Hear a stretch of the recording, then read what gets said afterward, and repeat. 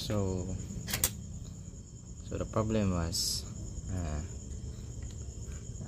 this is moving freely and there is no datasheet I found or service manual in the website. So we can notice here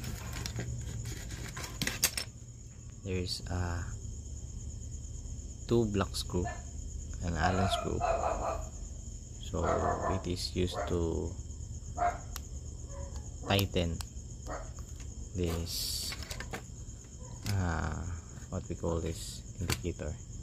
So I have noticed the marking here.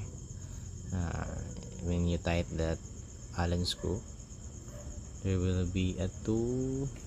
Wait. So here, that's 1,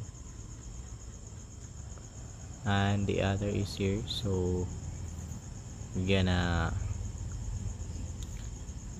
set according to this marking, this 2 screw. So I think we solved a big problem here.